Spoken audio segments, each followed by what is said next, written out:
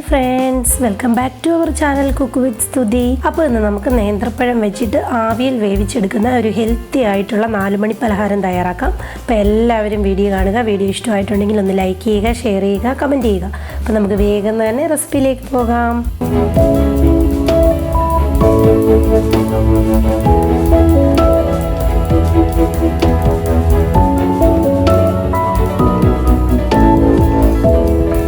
തയ്യാറാക്കാനായിട്ട് തുടങ്ങാം. അതിനുവേണ്ടി ഒരു പാൻ വെച്ചു. പാനിലേക്ക് ഞാൻ 1 ടേബിൾ സ്പൂണോളമുള്ള നെയ്യ് ഒന്ന് ഒഴിച്ചു കൊടുക്കുകയാണ്. നെയ്യ് ഒന്ന് ഉരുകി വരുന്ന സമയത്ത് ഞാനിതിലേക്ക് മീഡിയം സൈസിൽ നല്ല പഴുത്ത 2 നേന്ത്രപ്പഴം ഇതേപോലെ അരിഞ്ഞെടുത്തതൊന്ന് ഇട്ട് കൊടുത്തതിന് ശേഷം നല്ല രീതിയിൽ ഇതൊന്ന് വഴറ്റിയെടുക്കാം. ഇപ്പോൾ കണ്ടോ, വഴറ്റി ഇതേപോലെ നല്ലൊരു മഞ്ഞ കളറൊക്കെ ആയിട്ടുണ്ട് ഏത്തപ്പഴം. ആ ടൈം ആകുമ്പോൾ നമുക്കിത് നല്ല രീതിയിലൊന്ന് ഉടച്ചു കൊടുക്കാം. ഇപ്പോൾ കണ്ടോ, നമ്മുടെ നേന്ത്രപ്പഴം ഇവിടെ നല്ല രീതിയിലൊന്ന് ഉടഞ്ഞ് റെഡിയായി വന്നിട്ടുണ്ട്. അതിലേക്ക് ഞാനൊരു 1/4 കപ്പോളം ശർക്കര 1 കപ്പ് വെള്ളത്തിലൊന്ന് ഉരുക്കി അരിച്ചെടുത്ത് വെച്ചിട്ടുള്ളതായിരുന്നേ.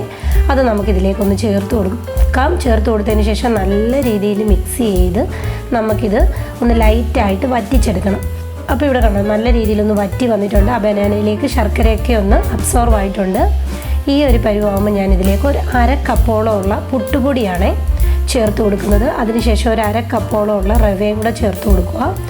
ചേർത്ത് കൊടുത്തതിന് ശേഷം ഞാനിതിലേക്ക് 1/2 കപ്പോളം ഉള്ള ഫ്രഷ് നാളികേരം ചിരകിയതാണ് ചേർത്ത് കൊടുക്കുന്നത്. അതിനുശേഷം 1 ടീസ്പൂണോളം ഉള്ള ഏലക്കായും പഞ്ചസാരയും കൂടെ പൊടിച്ച് വെച്ചിട്ടുള്ളതാണ്, അതും കൂടെ ചേർത്ത് കൊടുത്തിട്ടുണ്ട്. അതിനുശേഷം ഒരു 1/4 ടീസ്പൂണോളം ഉള്ള ചെറിയ ജീരകം വറുത്ത് പൊടിച്ചതാണ്, അതും കൂടെ ചേർത്ത് കൊടുത്തു. പിന്നെ ഈ മധുരം ഒന്ന് ബാലൻസ് ചെയ്യാനായിട്ട് നമുക്കിതിലേക്ക് 1 നുള്ളു ഉപ്പും കൂടെ ഒന്ന് ഇട്ട് കൊടുക്കാം.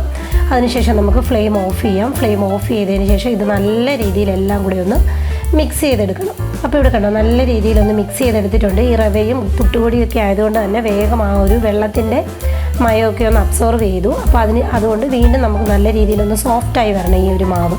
അപ്പോൾ അതിന് വേണ്ടി ഞാനിതിലേക്ക് ഒരു 2-3 ടേബിൾ സ്പൂണോളം ഉള്ള നല്ല തിളച്ച വെള്ളമാണ് അത് ഞാൻ റെഡിയാക്കി വെച്ചിട്ടുണ്ടായിരുന്നു. അത് നമുക്കൊരു 3 ടേബിൾ സ്പൂണോളം ഒഴിച്ചു കൊടുത്തിട്ട് നല്ല രീതിയിൽ വീണ്ടും നമുക്കൊന്ന് നല്ല രീതിയിലൊന്ന് കുഴച്ചെടുക്കാം. അപ്പോൾ ഇവിടെ കണ്ടോ, നല്ല രീതിയിലൊന്ന് കുഴച്ചെടുത്തിട്ടുണ്ട്. കണ്ടോ, ഇതേപോലെ നല്ല സോഫ്റ്റ് ആയിട്ടാണ് നമ്മൾ മാവ് കുഴച്ചെടുത്തിരിക്കുന്നത്. ഇതേപോലെ തന്നെ നിങ്ങൾ കുഴച്ചെടുക്കണം കേട്ടോ. അപ്പോൾ നിങ്ങൾക്ക് വെള്ളത്തിൻ്റെ ആ ഒരു ലെവലൊക്കെ നോക്കിയിട്ട് വേണം ഒന്ന് കുഴച്ചെടുക്കാൻ. അപ്പോൾ ഇവിടെ നമ്മുടെ മാവ് റെഡി ആയിട്ടുണ്ട്. ഇനി നമുക്കിതെങ്ങനെയാണ് തയ്യാറാക്കുന്നതെന്ന് നോക്കാം. അതിനുവേണ്ടി ഇതേപോലെ കുറച്ച് വാഴയില ഞാനൊന്ന് കഴുകി വൃത്തിയാക്കി വെച്ചിട്ടുണ്ടായിരുന്നു. അതിലേക്ക് നമ്മളുടെ ആ ഒരു ബാറ്ററില്ലേ അതെടുത്തതിന് ശേഷം ജസ്റ്റ് ഇതേപോലെ കൈവച്ചൊന്ന് പരത്തി കൊടുക്കുക. പരത്തി കൊടുത്തതിന് ശേഷം 2 സൈഡിൽ നിന്ന് ഇതേപോലെ ഒന്ന് ഫോൾഡ് ചെയ്തെടുക്കണം. നല്ല രീതിയിൽ മുറുക്കി അമർത്തി ഒന്ന് ഫോൾഡ് ചെയ്തെടുത്താൽ നമ്മൾ ആദ്യത്തെ ആ ഒരു ഇലയപ്പം റെഡി ആയിട്ടുണ്ട്. അതേപോലെ രണ്ടാമതും ഇതേപോലെ തന്നെ ചെയ്യുക. മാവ് വെക്കുക, ഒന്ന് പരത്തി കൊടുക്കുക. 2 സൈഡിൽ നിന്ന് നല്ല പ്രസ് ചെയ്തൊന്ന് ഫോൾഡ് ചെയ്തെടുത്താൽ രണ്ടാമത്തെ റെഡിയായി. അപ്പോൾ ബാക്കി ഇരിക്കുന്നതെല്ലാം നമുക്ക് ഇതേപോലെ ഒന്ന് റെഡിയാക്കി എടുക്കാം.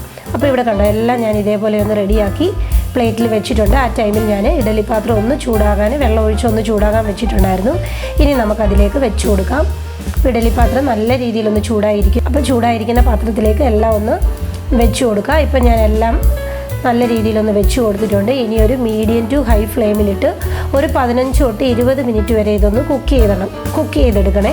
അപ്പോൾ നമുക്കിത് അടച്ച് വെച്ച് കൊടുക്കാം. ഇപ്പോൾ ഒരു 15 മിനിറ്റ് ആയിട്ടുണ്ട്. ഞാനൊന്ന് ഓപ്പൺ ചെയ്ത് നോക്കുമ്പോൾ നമ്മളുടെ ഇലയൊക്കെ നല്ല രീതിയിലൊന്ന് വാടി വന്നിട്ടുണ്ട്. അപ്പോൾ നമ്മളുടെ ഈ അകത്തുള്ള നമ്മുടെ ആ ഒരു അപ്പം റെഡിയായോ നോക്കാം. നമുക്ക് ജസ്റ്റ് ഇതുപോലെ ഒരു ഫോർക്കോ ഒരു ടൂത്ത് പിക്കോ എല്ലാം വെച്ച് ജസ്റ്റ് ഒന്ന് കുത്തി നോക്കുമ്പോൾ നമുക്കറിയാൻ പറ്റും. അപ്പോൾ നമ്മളുടെ ഫോർക്ക് ഇവിടെ ക്ലിയർ ആയിട്ടാണ് വന്നിരിക്കുന്നത്. അപ്പോൾ നമ്മളുടെ ഈ ഒരു അപ്പം റെഡി ആയിട്ടുണ്ട്.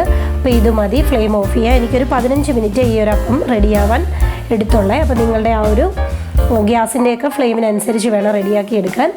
അപ്പോൾ നമുക്കിത് തണുക്കാനായി പുറത്തേക്ക് മാറ്റി വെക്കാം. അപ്പോൾ ഇപ്പോൾ ഇവിടെ നമ്മളുടെ അപ്പം നല്ല രീതിയിൽ തണുത്ത് വന്നിട്ടുണ്ട്. ഞാനൊന്ന് പൊട്ടിച്ച് കാണിച്ചു തരാമേ. കണ്ടോ, പൊട്ടിച്ചെടുക്കുമ്പോൾ നല്ല സോഫ്റ്റ് ആയിട്ടാണ് പൊട്ടി വരുന്നത്. കഴിക്കാൻ വളരെ ടേസ്റ്റി ആയിട്ടുള്ളൊരു സ്നാക്കാണ്. 4 മണിക്ക് ചായയുടെ കൂടെയൊക്കെ കഴിക്കാൻ പറ്റിയ ഒരു അടിപൊളി സ്നാക്കാണ്. വേണമെങ്കിൽ നമുക്ക് ബ്രേക്ക്ഫാസ്റ്റ് ആയിട്ടും തയ്യാറാക്കാവുന്നുള്ളതേ ഉള്ളൂ. അപ്പോൾ എല്ലാവരും വീഡിയോ കണ്ടിട്ട് ഇതേപോലെ ഒന്ന് തയ്യാറാക്കി നോക്കുക. അപ്പോൾ ഇതേപോലെ ഒരു പുതുപുത്തൻ റെസിപ്പിയിലൂടെ കാണുന്നിടം വരെ ബൈ ബൈ, ടേക്ക് കെയർ.